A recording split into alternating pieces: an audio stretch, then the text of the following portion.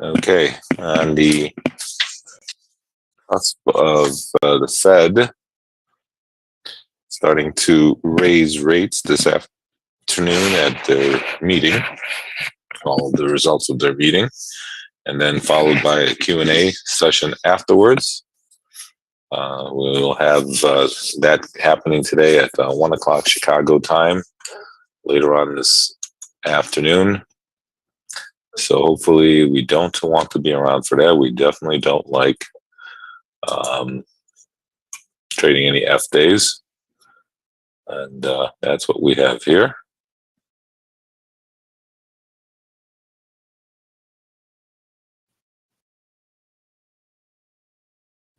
So hopefully you'll be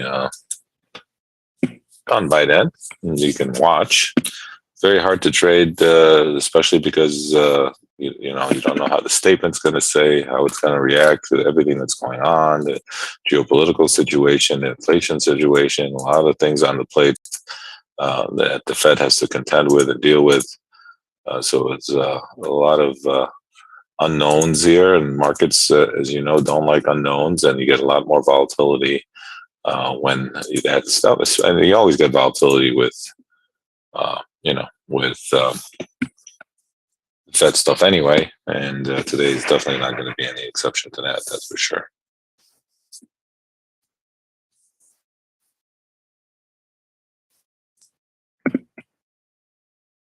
So we shall see what happens.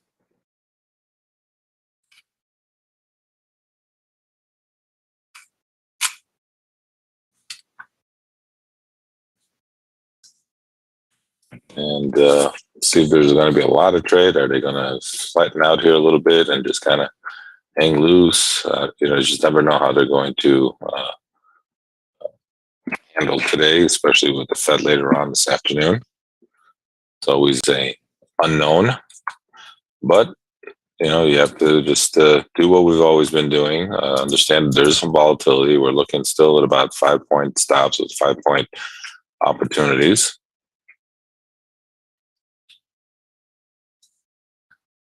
And we're just kind of hanging around our pivot here a little bit, see where we want to go going forward. If you look at the chat box area, you will see the levels that we just gave out. In case you might have not written them down, they are in the chat. And we're just kind of hanging here around that pivot. I get a lot of calming words coming out of Ukraine today in regards to some of the talks that are happening. And that's why we have bolted up here a little bit. So we'll see where that takes us.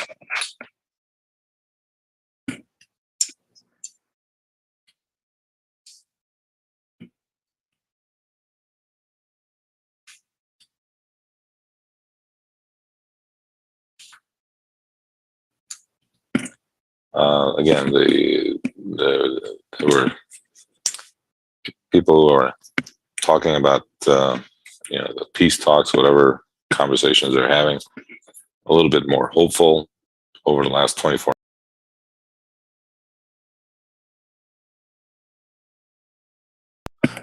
pretty wild little market, and no matter how you slice it. No matter how you slice this baby, it's a crazy little market. A resistance up here at the 06 area.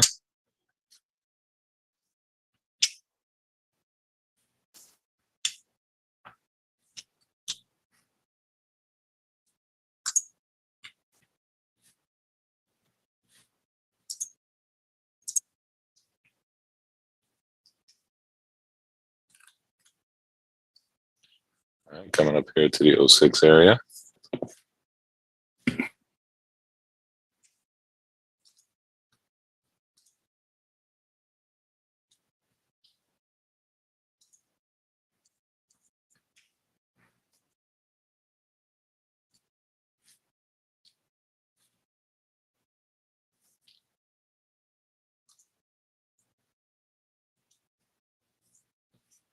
Yeah, a little bit of a rotation here against our 06 area. Again, it's a little fluid in the morning. We have the same contention we always have with the first bars. First couple bars are always a little bit more trickier. a little bit more volatile.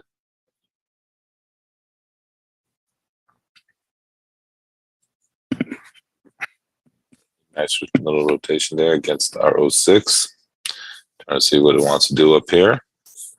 Again, take some profits along the way. I know you're looking for 5, but remember it's the first couple bars in the morning that are always a little bit more crazier. So you have to keep that into consideration.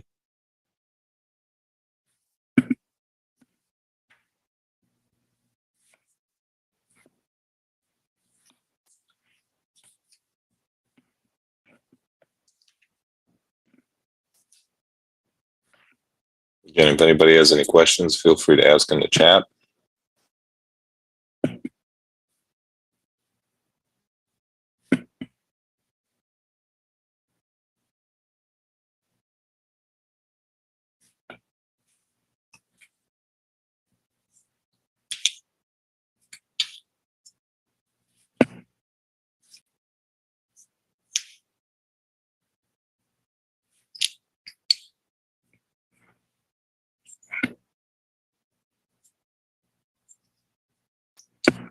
Yeah, kind of just upticking here a little bit. Again, if you maybe took some profits there a little bit, you don't have to.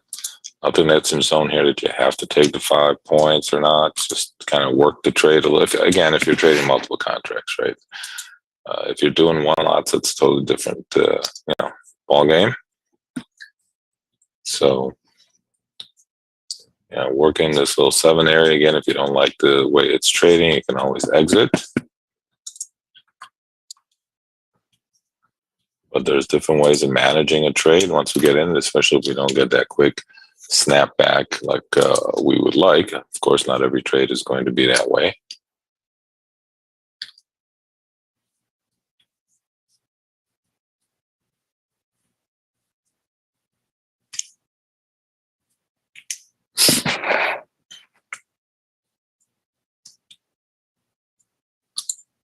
Okay, just kind of hanging up here, trying to see what it wants to do. Again, if the market is giving you choices here as to how you want to handle this trade, right?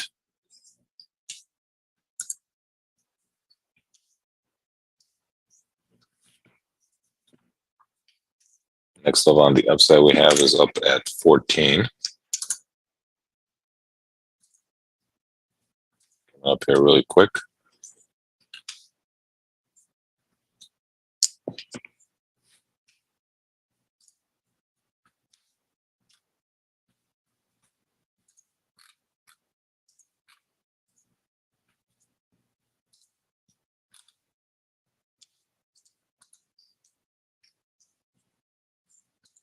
All right, coming up here to the 14 area now.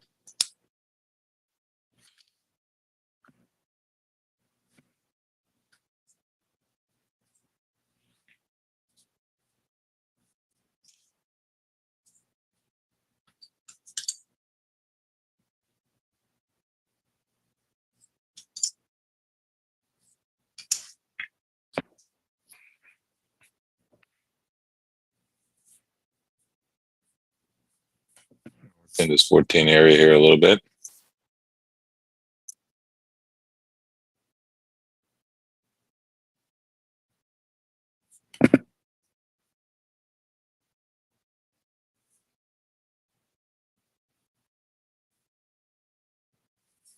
Market again, happy about the situation in Ukraine a little bit, I would venture to say. Yeah, he just spoke to Congress.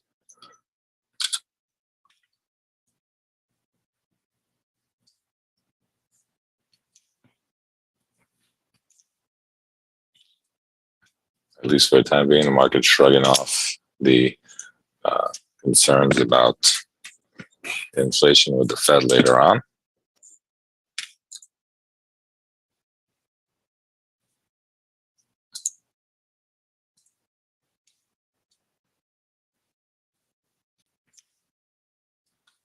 Again, we're hanging here at the 14, so you have choices again.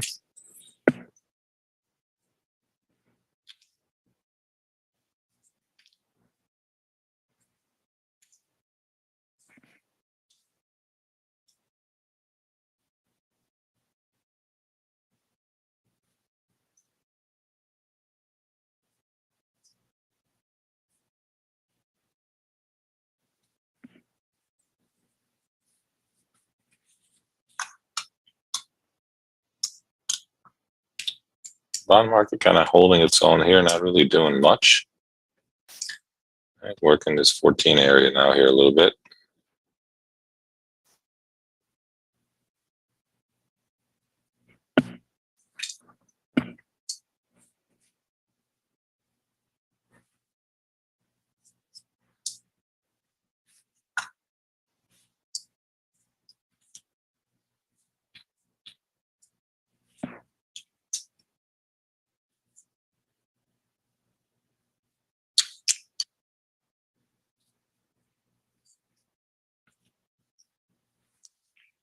Rate hike should help stock market in general. I don't think so.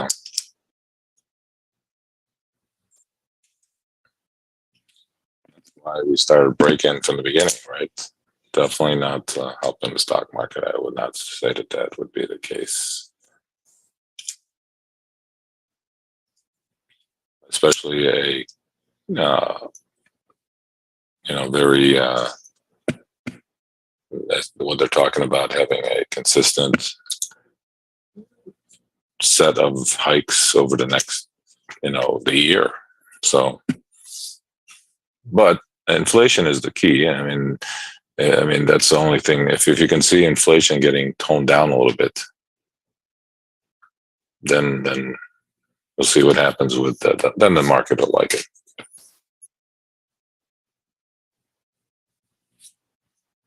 So it definitely has to do. You have to work the inflation angle on the rate hikes. If the inflation numbers start receding a little bit, then things will get a little bit better, and the market will accept higher rates. Markets don't like higher rates. That's, I think we can all agree on.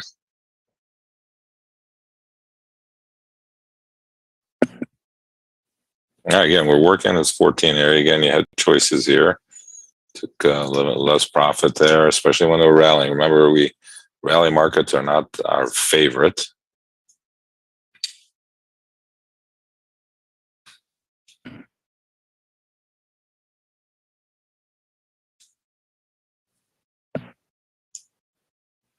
And that's kind of what happened yesterday afternoon. If you were trading, you kind of saw a slow rally, kind of hung for a while, slow rally, hung for a while. So if we start getting back into the rally mode here, if the market's going to discount the rate hikes, and the market thinks that maybe rate hikes will help inflation overall, because you can't have the inflation numbers that they're talking about here. That's going to hurt the market more than anything. So, but if they can control that, then the market will like all this stuff.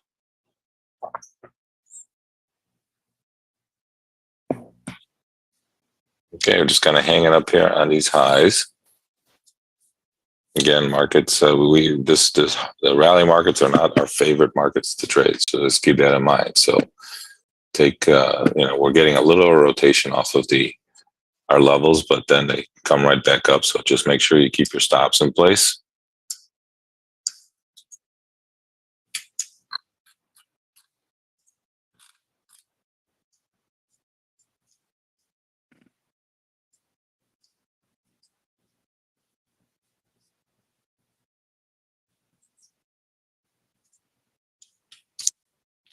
Yeah, no, there is no positive. There's no positive situation there with the rate hikes. Whoa, okay, there we go. Hit your stops up there, pop it up to 19 change. Again, continue to push up here a little bit.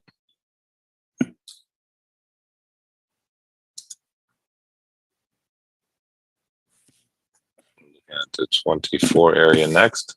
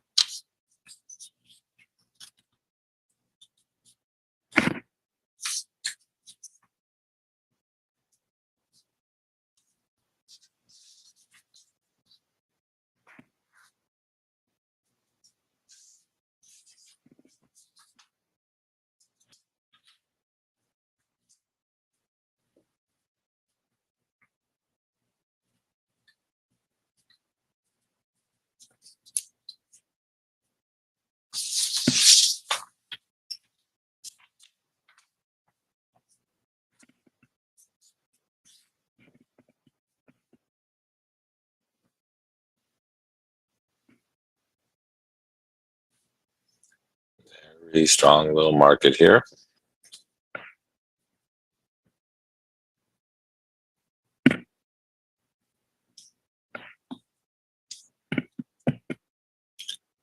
Again, you would think that everything's hunky-dory, right?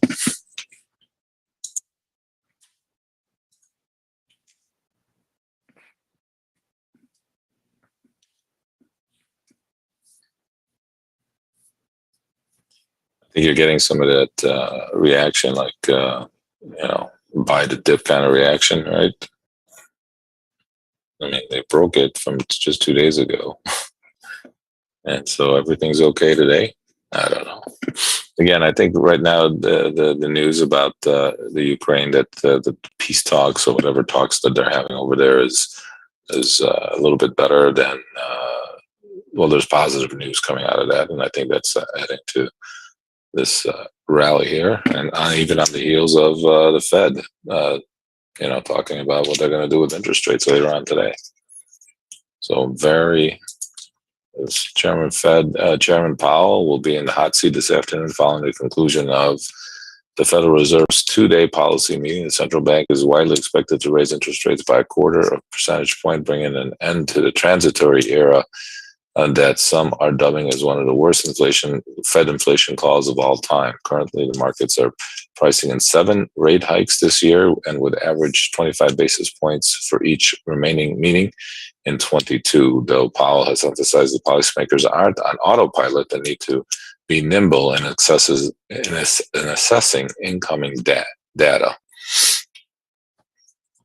In simple terms, raising rates slows down the economy as borrowing costs more, becomes more expensive. That means more consumers, businesses, and corporations hold off on purchases or investments, thereby cooling demand and dampening prices. It is a delicate balancing act, and a soft landing could be tricky. Wait too long to raise rates, and inflation can surge, suppressing activity and risking stagflation scenario. While acting too early could leave workers on the sideline and possibly trigger a recession. The Fed is currently navigating an economy, a financial environment that is more complicated than any other in its recent history, said some analysts. Keep an eye on the scale and pace of coming tightening cycle. With the release of the Fed's latest dot plot at the press conference at 1:30 Chicago time, Powell is also expected to provide more guidance on the central bank's plan for shrinking the $9 trillion balance sheet. Earlier this month, the Fed chair said he expects the runoff would take about 3 years to get to where it's needed to be during his congressional testimony on Capitol Hill. He wants it to get down to, I think, 6 trillion. So it's going to take 3 years of unloading the balance sheet, basically dumping bonds, right? All the bonds that they're buying. And that's why the bond market's almost impossible to trade because of that. All right, well, we got up to 22 here, well, 21.75, and then come off. So kind of missed out on our 24 by just that much. So be a little bit careful up here against the 24.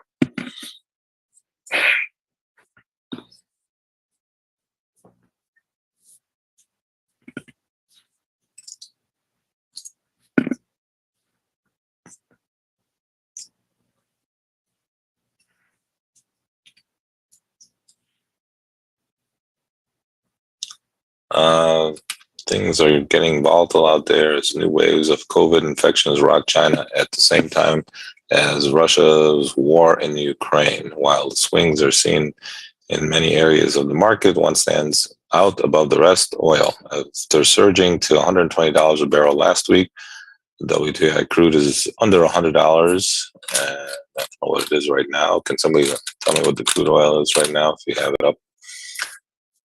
Entering a bear market just 5 days after settling to 14-year highs. The collapse has been spectacular. Ooh. What happened? Traders are betting on a hit to demand due to this strict measures seen in China, where 45 million people are now under lockdown as coronavirus cases climb to over 5,000 a day. Besides China being the world's largest importer of crude, $97 thinks. there are reports that the United States could lift sanctions on Venezuela oil, and some are even saying the entire roller coaster ride has been based entirely on emotion. Really? Fears on the way up, hope on the way down. The volatility has weighed on China's stock indexes over the past few days. The swings renewed again overnight, with shares of Shanghai closing up 3.5% and Hang Seng skyrocketing almost 9%. They were up a lot. Can we repeat the levels again in the chat?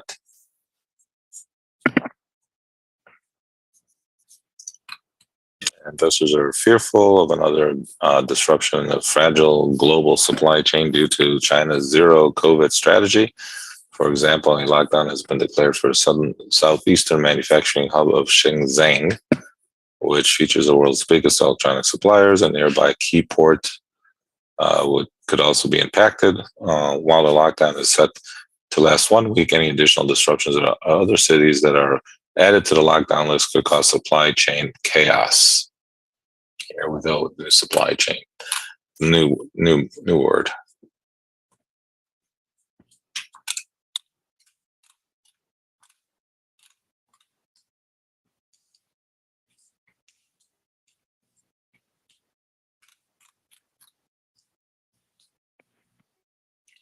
All right, market turning off here. We had 24. We got up to 175 there, 2175, and come off. So be careful there around the 24 area.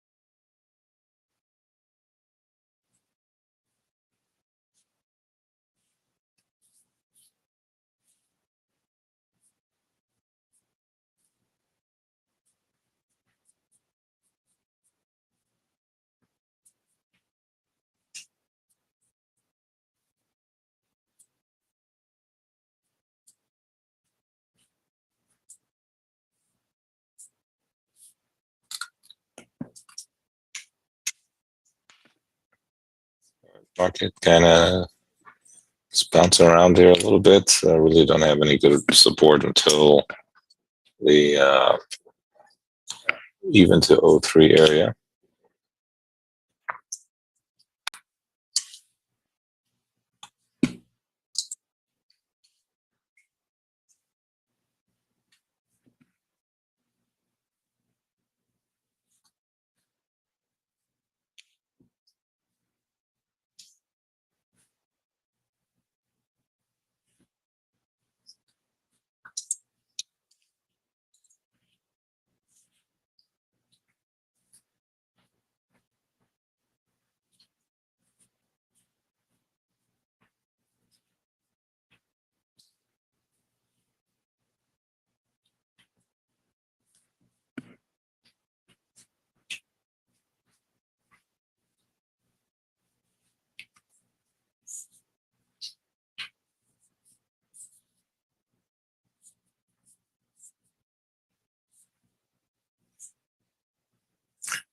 You got to remember, though, that as far as these rate hikes are concerned, that the market is already trading in mind with all those rate hikes in place already. So they are trading. They've already discounted 7 rate hikes over the next year. All right. I guess they're going to be looking at to make sure that the rate hikes are working. That's the next objective, I think, of the market once. So it's going to take like 2 or 3 months to see how, if supply chain, if numbers come down, the oil prices come down. So it's going to take a little bit of time there to see if all these hikes are going to. Yeah, well, there are 7 meetings the rest of the year, so they're talking about a quarter point hike in each of those meetings. Comes out to seven. Well, it comes out to almost 3 point hike in the rate. So it's almost zero now. They're looking at 250 to 3% as far as what the number is going to be. So the market is discounted, X amount of rate hikes. First of all, they cannot rate. There's no maximum as to how much they can hike. They can definitely hike more than a quarter. As a matter of fact, prior to the Ukraine war, there was definitely talk.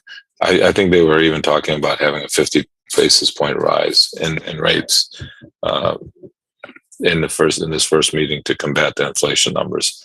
But as soon as the war broke out, as soon as the geopolitical situation started weighing in on the market, then they got themselves stuck to the point where, well, okay, we're only going to do a quarter for sure, and then we'll see how the war thing plays out. But they were definitely talking about half a point rate hike this time around a month ago until this war started. So no, they don't have to there's no minimum or maximum. I think they actually decreased it. They had one, I forgot what craziness that happened. I don't remember, but they knocked it down a whole point at one point. And they even did it. They even did a rate. They even came into the market and did it without even having a meeting one time. So they came. So they don't even need to have a meeting to do it now. They can do whatever they want. But definitely, there's no amount, the maximum or minimum as to. Right. So yeah, in March of 2020. Yeah. Oh yeah. For the that's what it was. For the pandemic, when the pandemic started, they knocked it down to zero. So yeah. So there's no minimum or maximum that they can raise or decrease.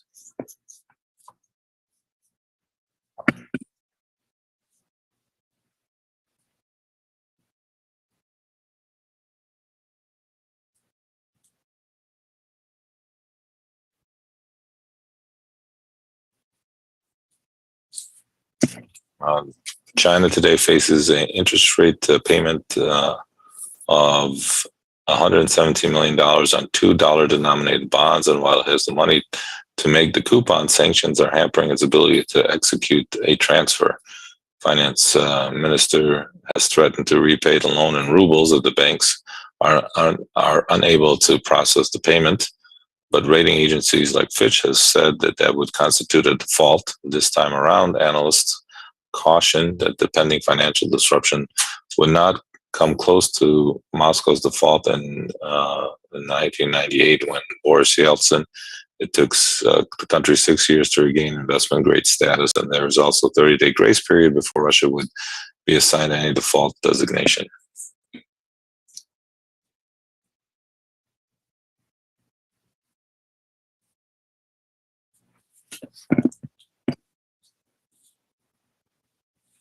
Well, the problem is that the problem was the stock market when the war started. So if you had the war starting, that created a flight to quality in the bond market. So the bond market rates were actually going down, and now you're talking about raising rates So it was fighting what the bond market was doing, and so logically you couldn't raise 50 basis points uh, because of the bond market, with the flight to quality that was going on in the bond market. So there's a little bit of a problem there that the war created. So getting a 50 basis point raise and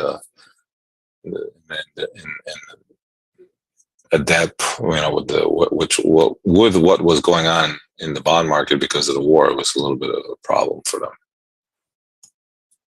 Even though the bonds basically come back to this level where they were when just prior to the war, because 10-year yields right now are at 2.15.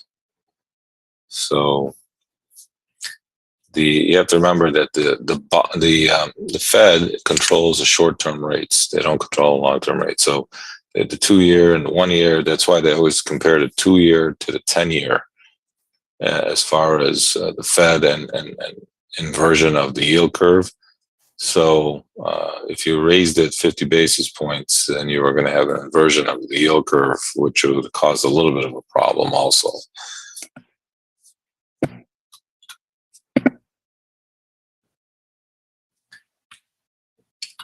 A lot of goofiness going on. All right, we're just kind of hanging here. Looks like it wants to continue. Well, yeah, you were also central bank of Russia raised key interest rates at 20%, doubling overnight.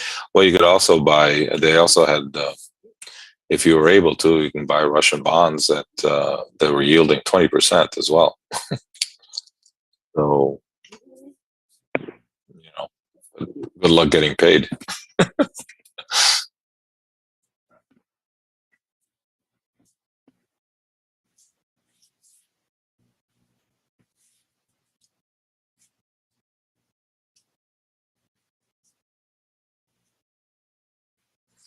All right, the market's kind of breaking down here a little bit. Support, I said 03 to even.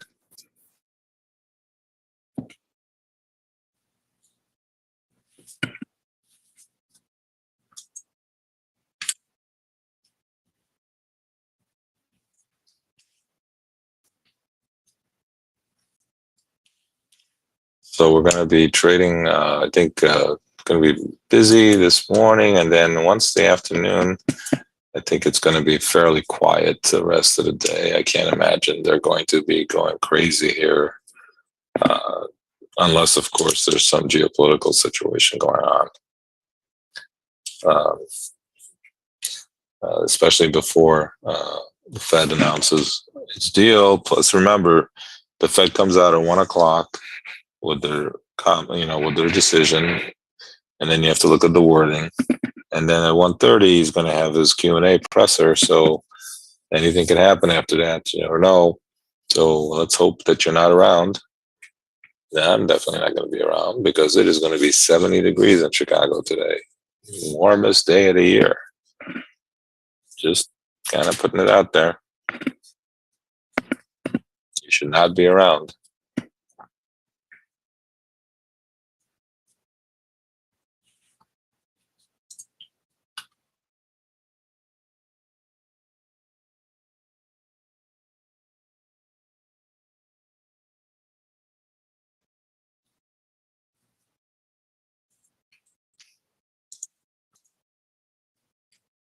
Hello there, Andrea.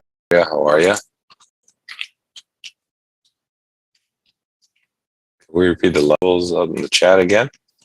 Just in case you might have not got them. There they are. Again, those are the levels we're using as a guide to the day. But remember, today is big Fed day with the release of the announcement of raising rates.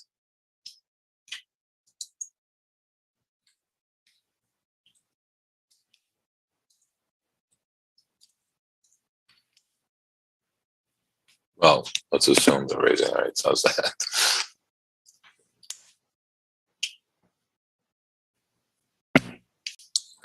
No, we don't show our trades on the screen. It's not what we do. We are making sure that as an individual trader, everybody has their own way of getting in and getting out. But we used our levels. As you can see, our levels are there. We were trading our levels as they were going, as the market was upticking here a little bit, and we were talking about how we were getting in and out of them based on the price action at the time. So we were talking about maybe we were looking at about 5 points, but because of the price action at the time, we were suggesting scratching some of them, or even taking a little bit of a less than 5 point profit, only because of the price action. As we drifted quickly down, we set support down at the 3 area, and we popped it right back up here to 6 again. A little bit of a scalp here if you are trading with us. So, got long right here at 3. At least I took a quick 3 points here. Again, the price action plays. You don't have to keep for 5 points. Again, depending on what your goals are. If you were looking to buy it and think the market's going to go up, then trade it accordingly. If you're scalping it, you're looking for different opportunities there. Then getting a nice little trade here, bounce off of that 3. Good question. Do I have a bullish or bearish bias? That's a very good question. And my answer is that I don't have a bias. If I trade with a bias, I'm going to be in trouble, because all I'm doing is I'm trying to find areas in the market where I can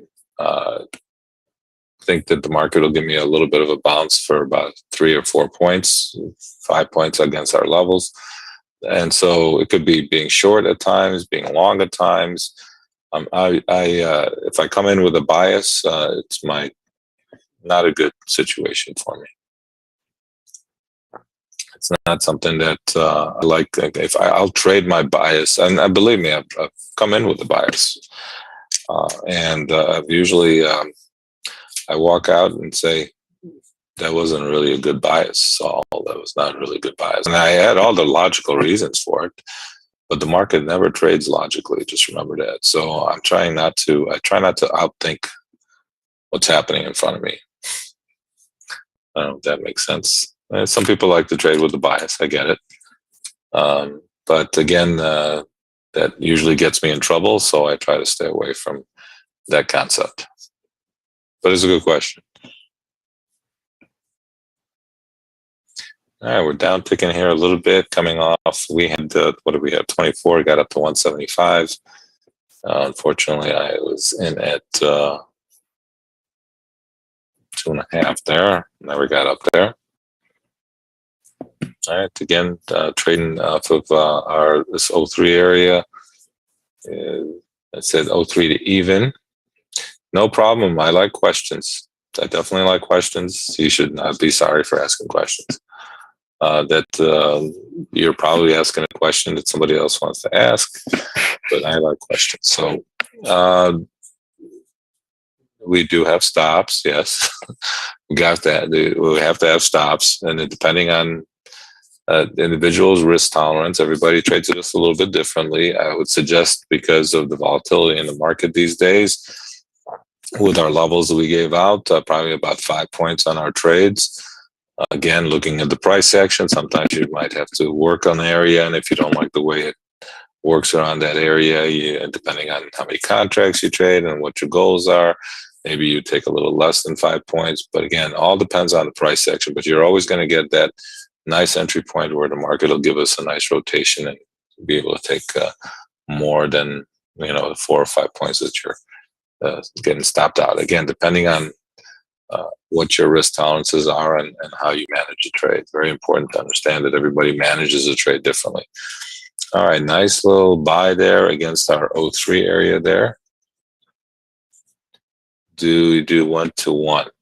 Well, we would like to, yes, at least. I mean, if we're trading, if we're looking for a 5 point stop, we're definitely looking at a 5 point profit target minimally. But again, that's if you're trading one lot. If you're trading 2 or multiple contracts, you have the ability to manage those trades differently, right? So there's different ways of trading. It's not that simple just to say, oh, you're trading 1-to-1. Yeah, okay. You have to understand your risk tolerance and then trade it according to how you manage a trade around your risk tolerance. And that's, everybody there trades differently. So there's not one right, my point is there's not one right way of doing this and one wrong way. You have to understand what works for you as an individual trader and then maximize those profit potential based on your risk tolerance. I hope that makes sense.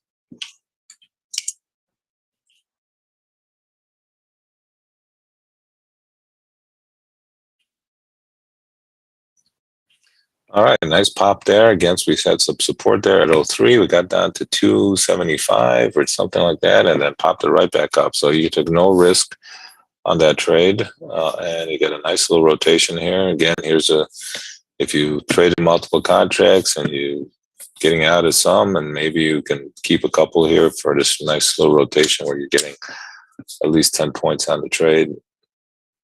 That's how you managed it. That's great. And if you just took one lot and took your 3-4 points, that's also good. Nothing wrong with that either.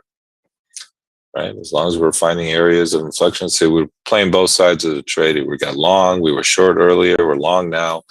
So in regards to your question, as far as bias is concerned, if I had a bias, I wouldn't be trading in and out of markets or in and out of areas. I'd be trading my bias. So if I was looking, again, it's a good question because that's not what we like to. We like to not have a bias and just let us have the market tell us what opportunities there are for us to get into.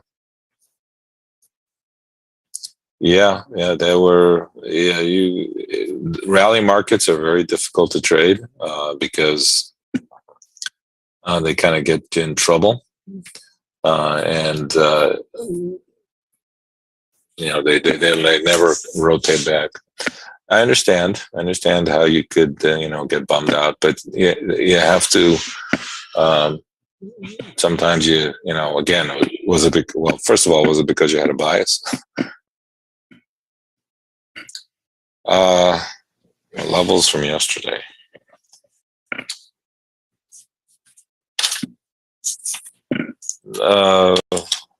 Okay. Well, they were. All right. Yeah. Don, do you happen to have the levels from yesterday easily available or not?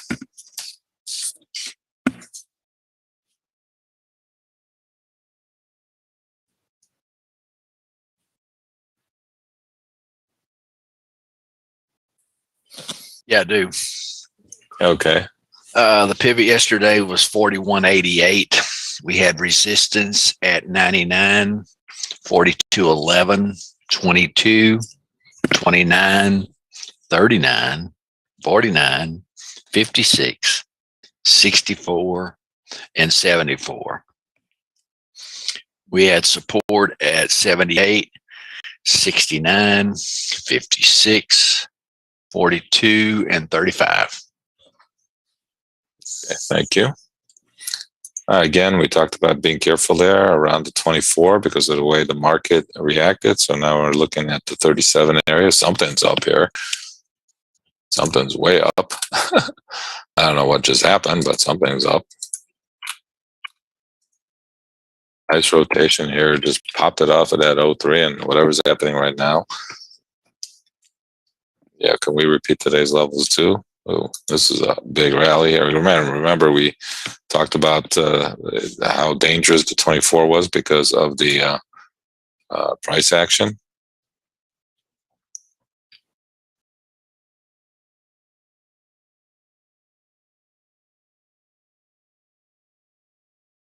What's going on now? So, but if you did manage to get long and have multiple contracts and kept one to see if with the trailing stop, obviously that paid off here very, very nicely. And now we're talking about the 37. Again, we talked about how dangerous the 24 was because of the price action. So hopefully you waited and or got out of that. Again, you have to look at the price action to help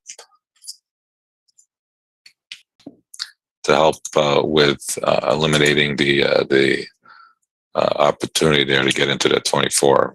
So whatever's going on now is really pushing us up here right now. So just patient, wait for an opportunity here. We're looking at the 37 area. Again, you got to look at the price action to help you with eliminating a level, right? And that's what we talked about when we talked about not trading the 24 because of how it traded prior to that. And that's what's going on here. I don't know what's going on here over the last 5 minutes or 3 minutes, actually. This is like a huge rally here, 20 point more coming up here really quick.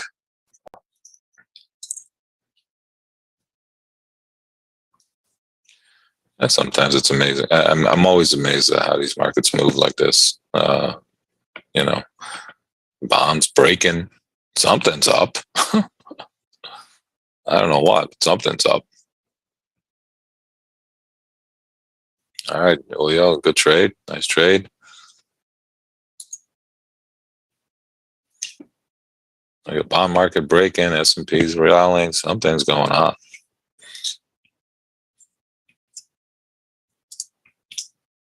Okay, coming up here to the 36 area. And if the volatility is too great, just wait a while. If there's all of a sudden something's going on, I don't know what's going on, but something's going on. Okay, coming up here to the 37 area, trying to see what it wants to do up here.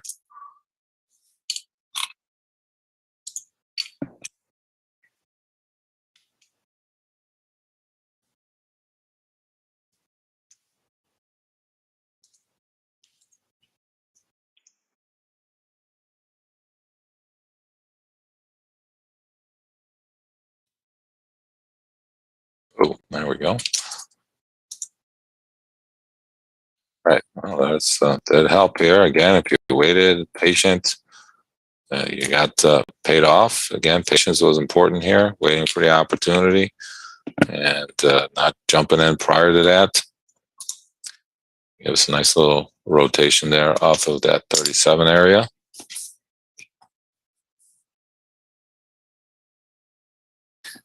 Oh, all the way up to 39.75 there. You could use the 39 as well, actually. That was my backup. All right, nice rotation here against that 37 area. Again, waiting. Sometimes you're out there, you have to wait for that area to get triggered, and then you take advantage of it when it gets up there. Nice rotation there against our 37 area. Oh, good. The Ukraine and Russia draw up neutrality plan to end the war. Yeah, all right. So they were talking about that yesterday. Yesterday evening, I should say. There was a lot of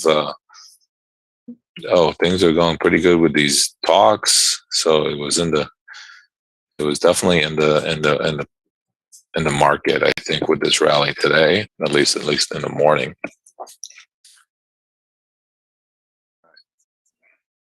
So if that happens again, now the Fed can focus more on inflation, the flight to quality here. You can see they're giving up the bonds, buying S&Ps.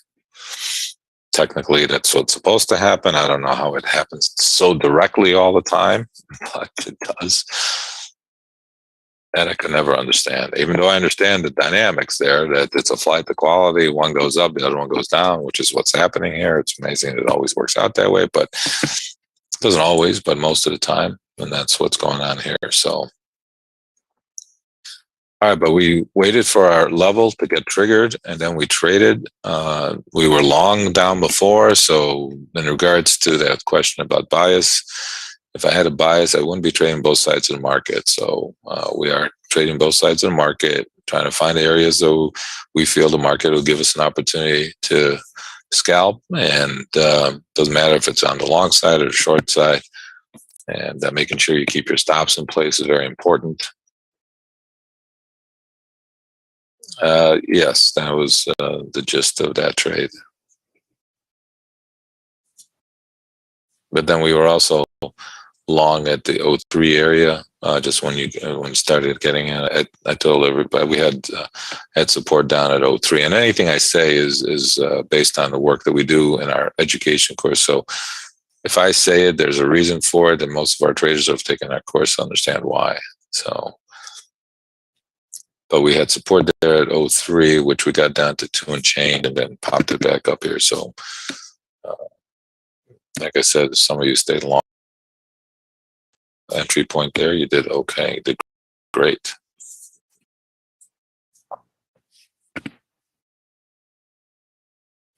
And you were probably able to take more than 5 points on that trade if you had multiple contracts. Again, everything is based. You're trading one lots, you're in and out. That's fine. Nothing wrong with that. If you're trading multiple contracts, then you can manage them differently. You're scaling in differently. You're scaling out differently.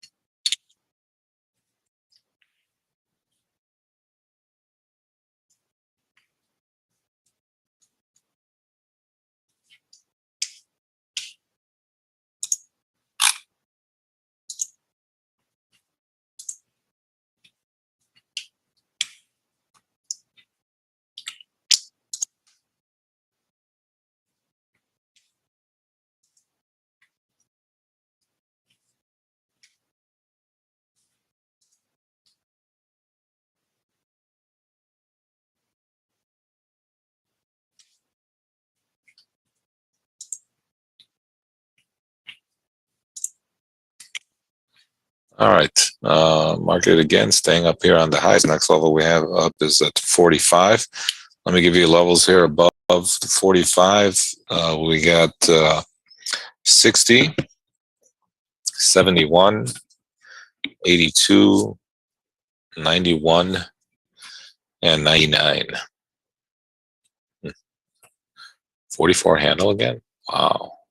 Pretty amazing that we're even talking about it.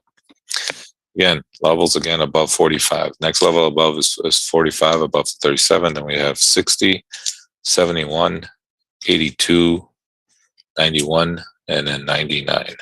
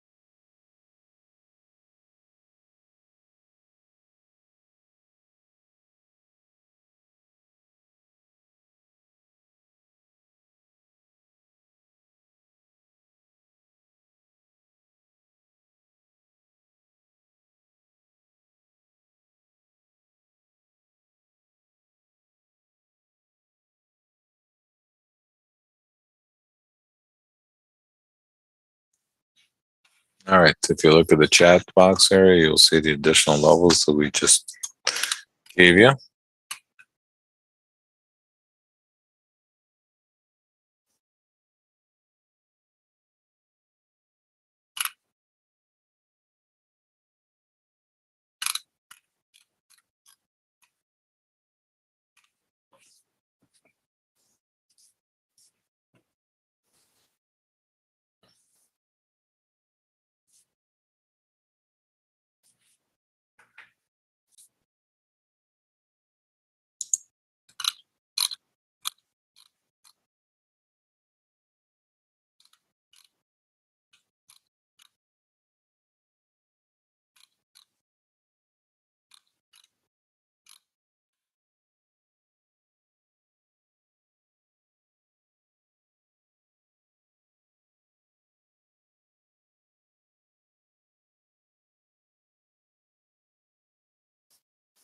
Yeah, Ukraine and Russia drew up neutrality plan to end war. Very nice.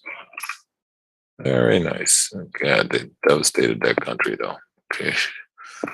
Terrible.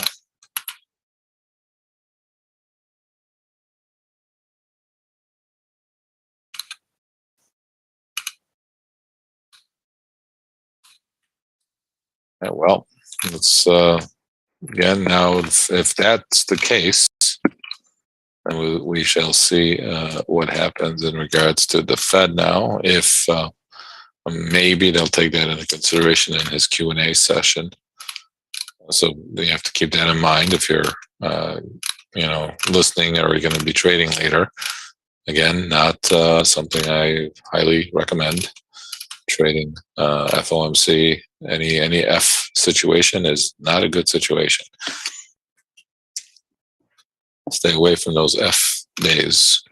You don't want to get F on F days. And believe me, I've lost enough money to know that you will get F on F days.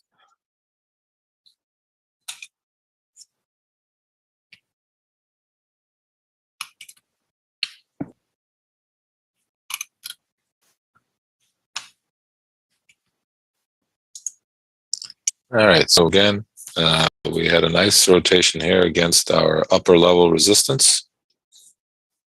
And the market coming back down here a little bit. Support right now would be around the 15 area. Again, whatever you're doing, keep your stops in place.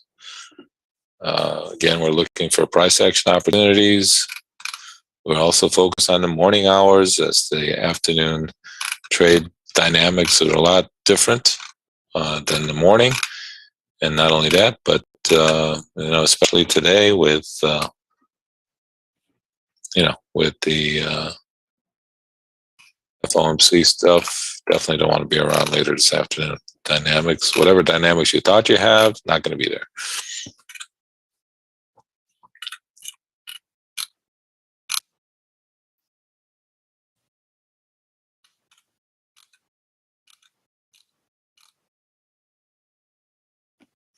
All right, so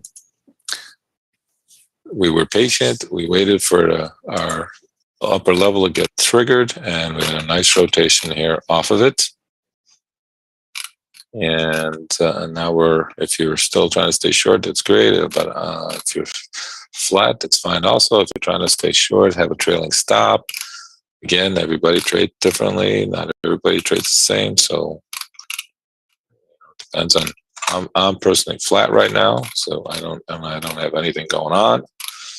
Next level of resistance you have your levels that we gave you. If you look at the chat, they're right there. And talks of some kind of negotiation for coming out of Ukraine, which is a good thing.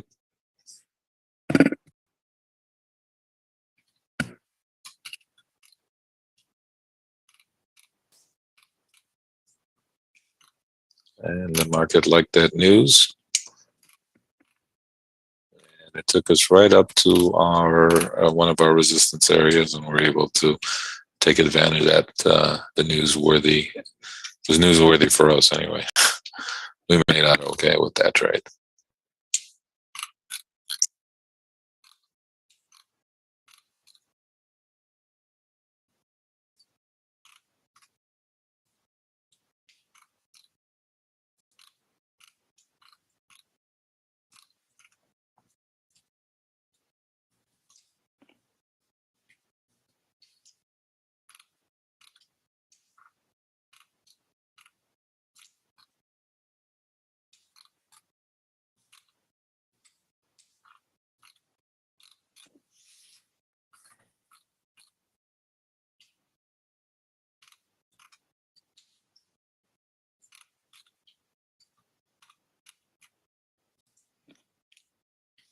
And if anybody has any questions, feel free to ask in the chat.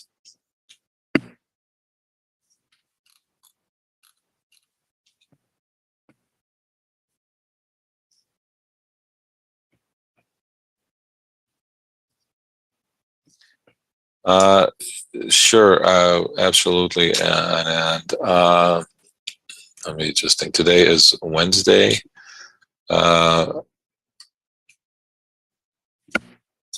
Yeah, today's Wednesday. Yeah, definitely. We'll let's get together and let's talk about it. How's that? Um,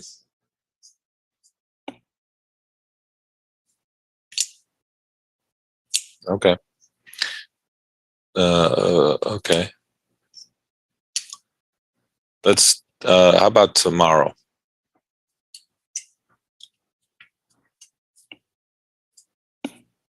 Okay. So tomorrow in the afternoon, like 12 o'clock my time, somewhere around there. We'll figure it out tomorrow morning for sure. I'll tell you exactly so you know what time it is. I don't know with the time change and everything, what's going on, but I'll let you know tomorrow morning to tell you exactly.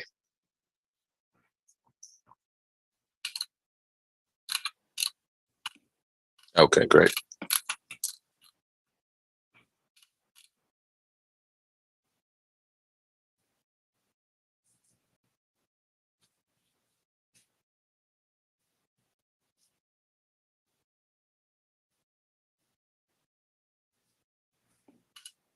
All right, we're just kind of hanging here again. Looks like we're kind of flagging again.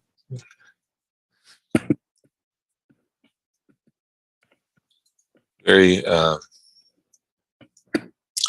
rare such a move on the eve of, on the cusp, I should say, of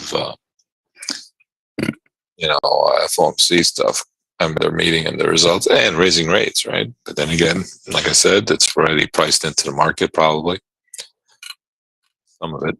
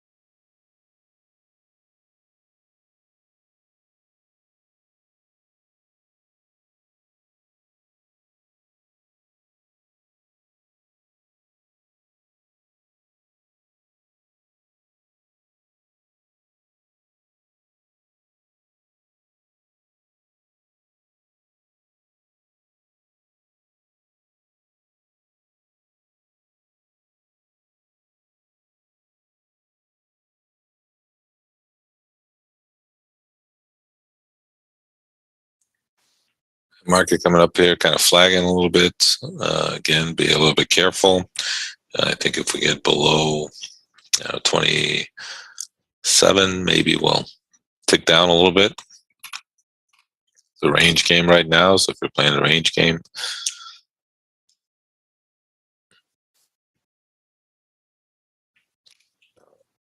keep that in mind.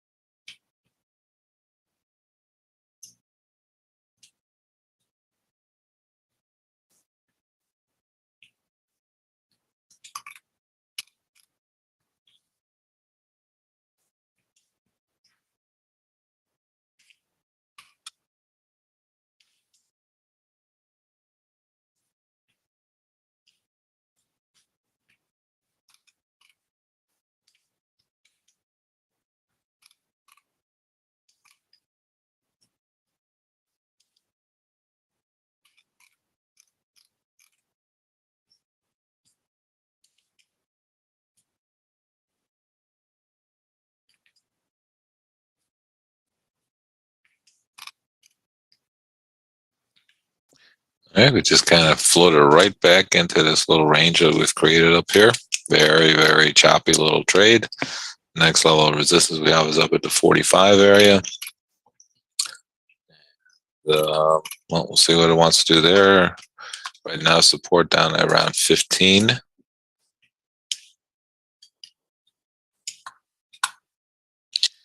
There are the levels again for us. As again, FOMC is later on today, so be very careful. I don't know. I don't think much is going to happen the rest of the day. I think it's going to be fairly quiet. I'm guessing. I don't know. I'm not sure one way or the other. Just thinking that it might be quiet. A little bit choppy in there.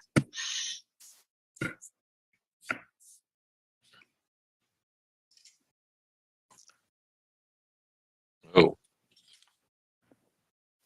what's going on there? Well, we said below 27. It's back down here. I guess maybe they don't. Maybe they were lying about that. You just never know, right? All right, well, we got below 27, pushing down here a little bit. Just quick. Just moves really fast. Almost impossible to. That's why you have to pick your spots with these markets. The way they move, those computerized programs, those algos, we can't compete with them. That's why you have to just pick your spots and wait for a trade to develop for you. We don't know why they're going to develop, and we don't have any idea, but that's all we can do.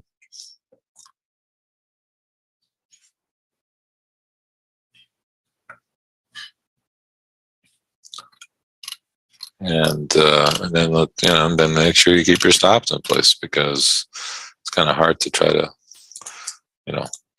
compete with these algos sometimes. All right, support down at the 15 area right now. If you got short below 27, you're getting paid off here a little bit.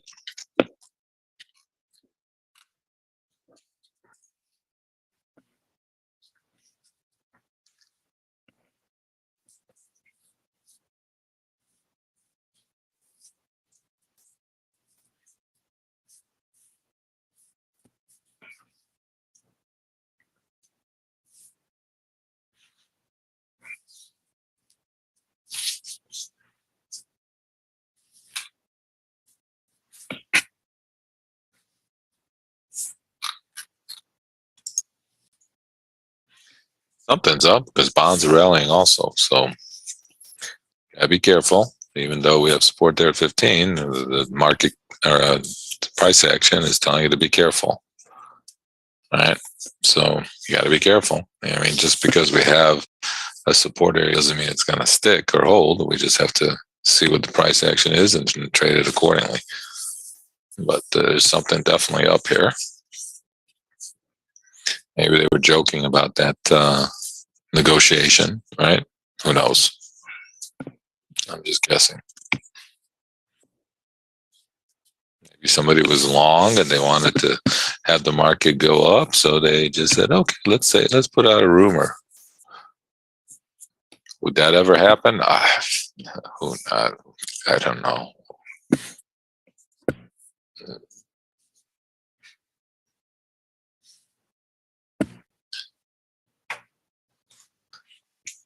I don't think anybody wants war. I just think that somebody probably put up. Maybe somebody was long. You don't think that somebody was long and wanted the market to go up and maybe put out that rumor?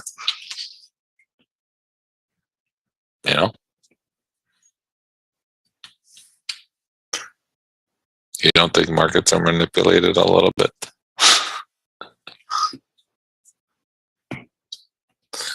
I'm just saying. I've heard crazier stories. So anyway, bond market coming back. S&P's kind of, like I said, below 27 could open the door to lower trade. That's what's going on here. If you were maybe had a momentum trade there below the 27 and a nice little push here to the downside. Support down at 15. We got down to 16. Of course, my order was at 15 and a half. That's amazing. That's amazing. Can't always get the right trade, right? My order was down at 15 and a half. I just got down to 16. Okay. It was that idea. At least it was a good idea. We just missed it by just that much. So now you have to be a little bit careful there. If we rotate back down, definitely wanted to get it that first time to it. Now it's a lot more riskier if you're trading it. Yeah, I mean, if you're more very risk averse, you have to cancel, right? Because a retest, sometimes a retest in certain situations is maybe I'd leave it in.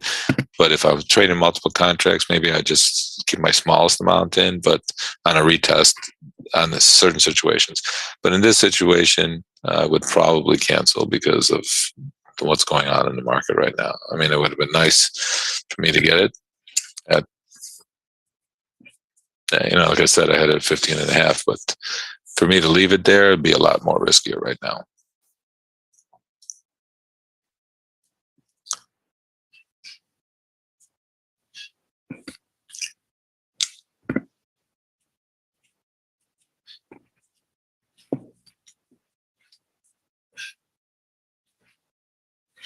And again, it's okay. You have to understand, what the market is doing. You had the right idea. You can't be wrong about the idea. It's just the market just didn't give me a couple. We put out our levels in the morning when the market opens up.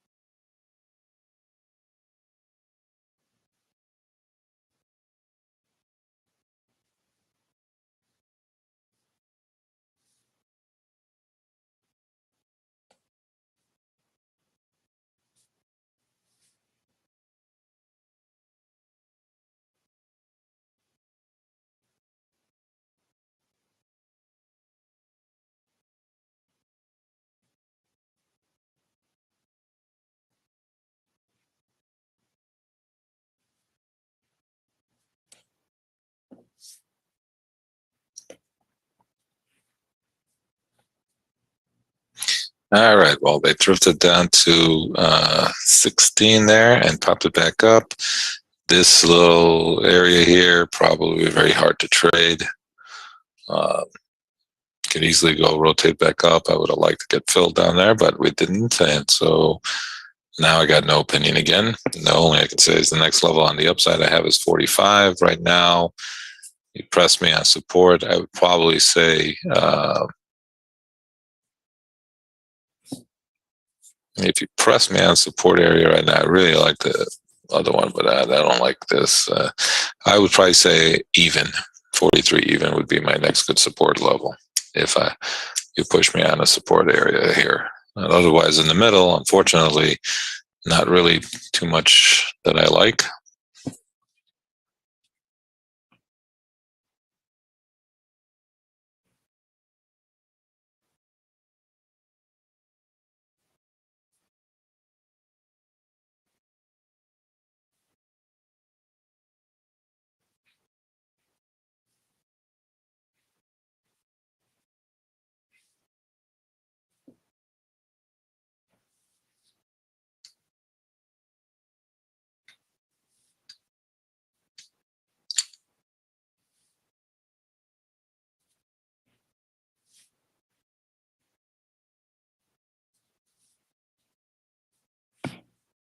Again, if you look at the chat, you'll see the levels that we gave out.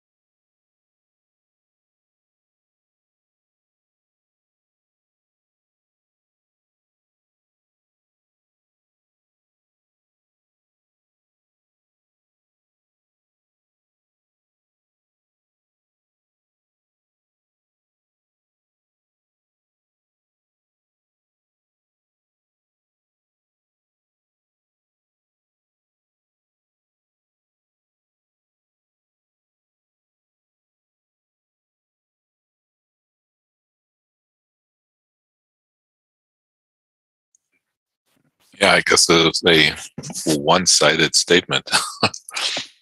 I don't know who put it out, but whatever. Anyway, the market reacted that way to it too. So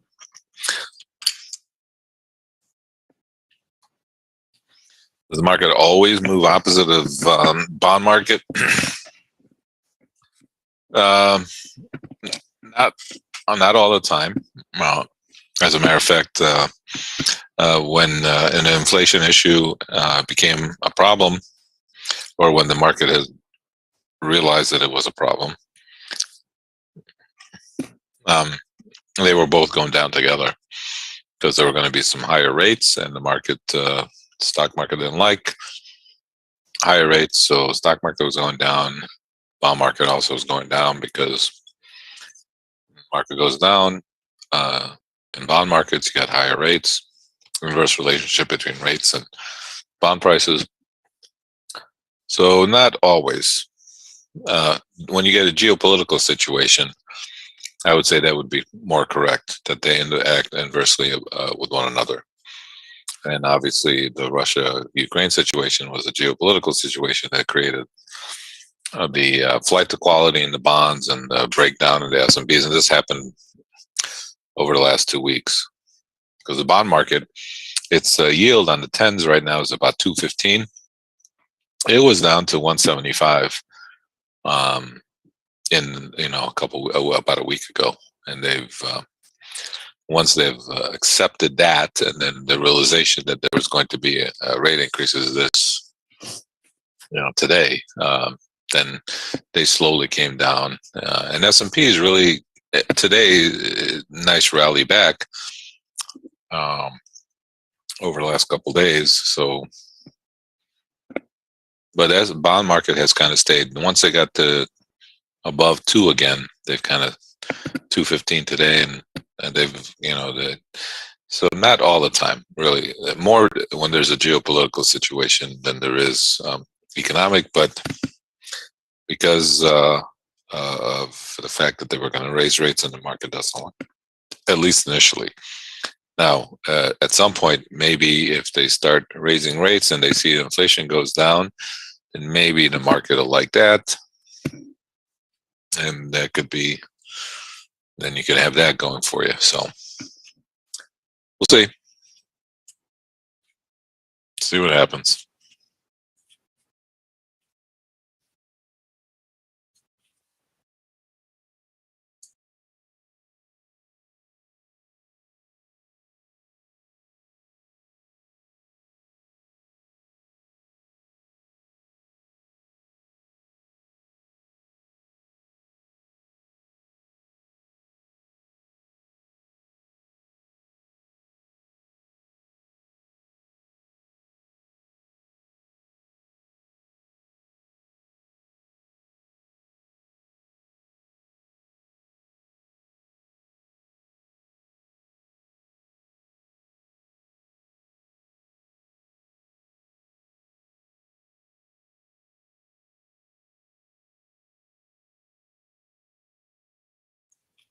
I'd definitely say that today's trade, because of the fact that they're going to be making their announcement, and then they're going to have the Q&A session, is going to be very volatile later.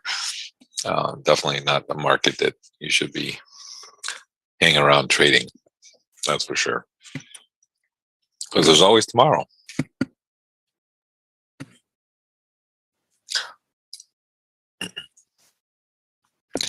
All right, so they've come all the way back, pretty much where they started from, this 27 area. So who knows what's going to happen? They could bring it back up, or they could definitely have one of those trades right now where they could definitely go either way here.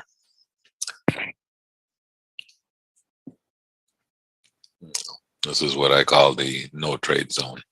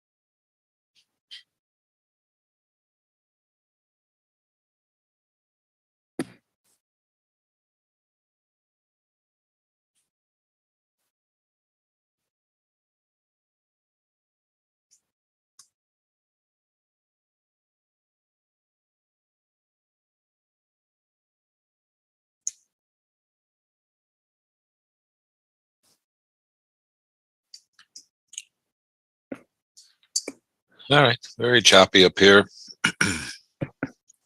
Again, you'd be guessing here as to which way it's going to go.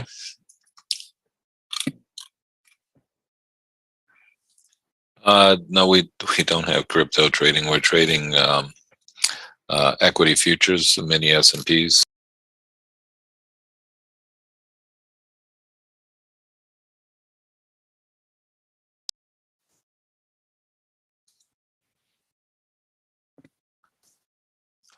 All right, getting a little volatile here again.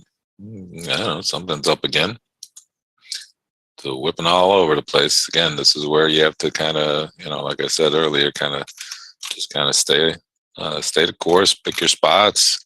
It's hard to find one of these moves that you're going to say, oh yeah, I should have known this was going to happen. Bonds here down ticking, so who knows? Who knows what's going to happen, right? Everybody's market is trading nervous, so.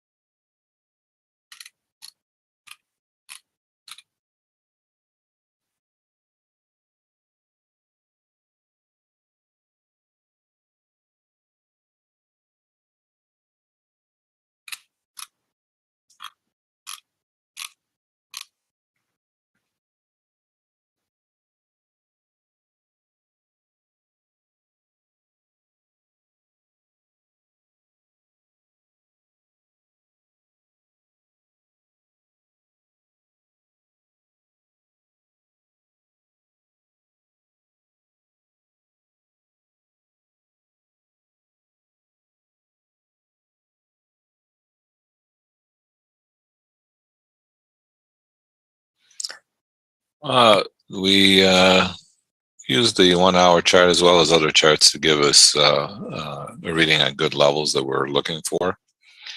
Um, markets extend a little bit. You can use those other charts to give us levels that are not for further away. So we kind of accommodate both of them.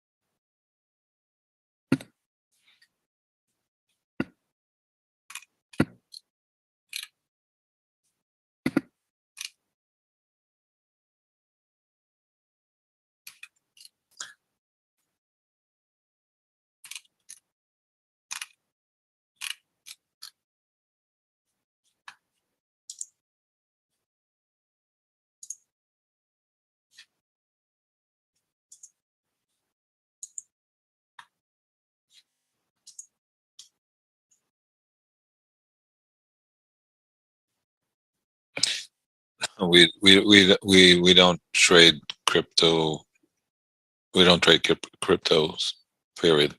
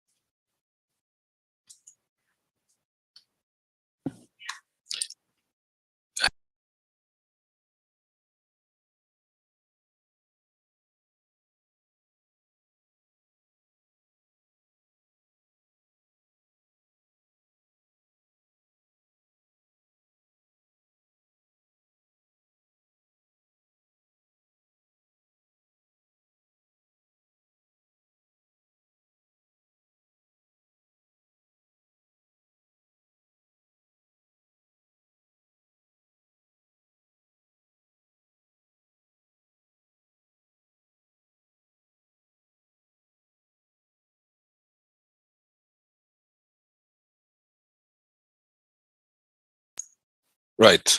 We have to change that. Sorry about that.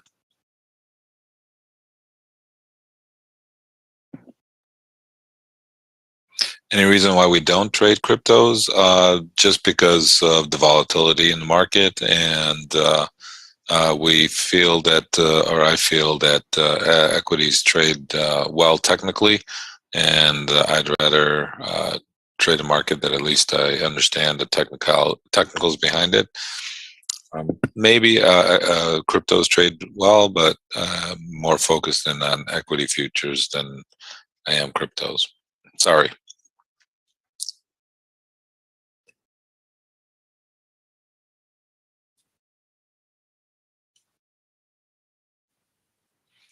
All right, so we have to be a little bit mindful here of the volatility, given the fact that we have the um,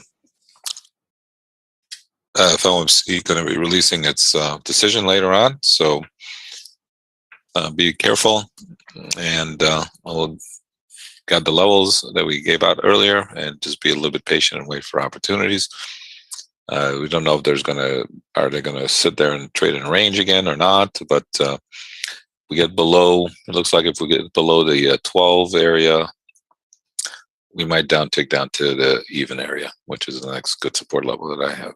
All right, get back here in a bit.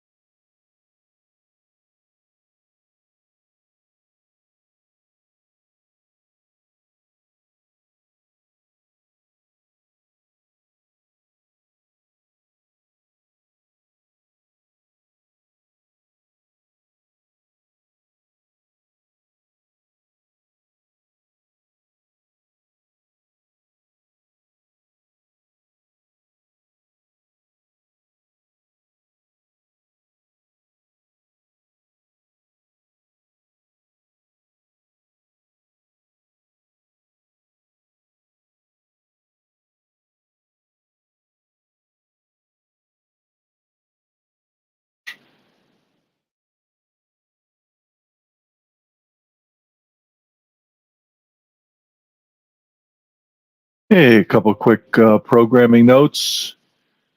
For those that are coming in as guests, I've got an opportunity for you to sign up here as regular participants. I want to send it out to you now. It's a discounted offer. Make sure you sign up today. For those that are coming in, it's tradealonglive.com, tradealonglive.com. That's the registration as a guest into this webinar, the Zoom webinar. This is a trade along opportunity for individual traders out there in the S&P 500 mini. If you're looking to learn what it's all about, let us know and we can spend some time with you on a personal level.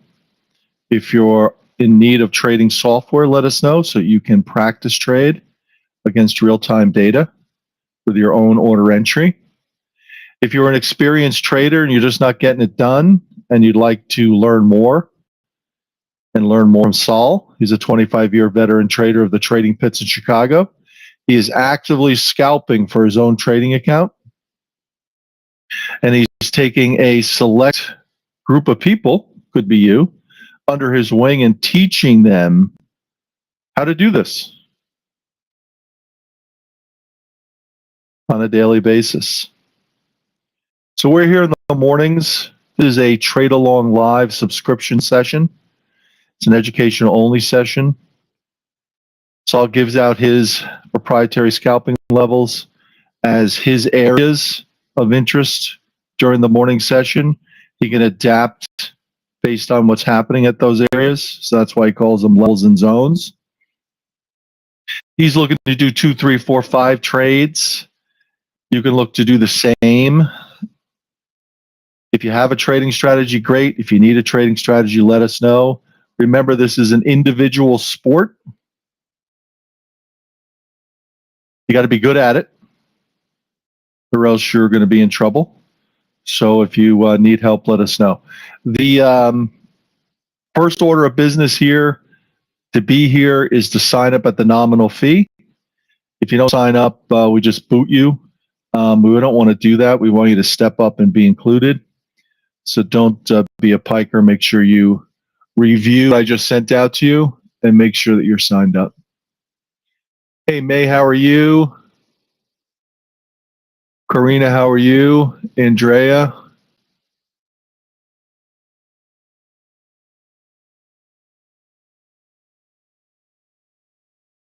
And I'll be in the background if you need me.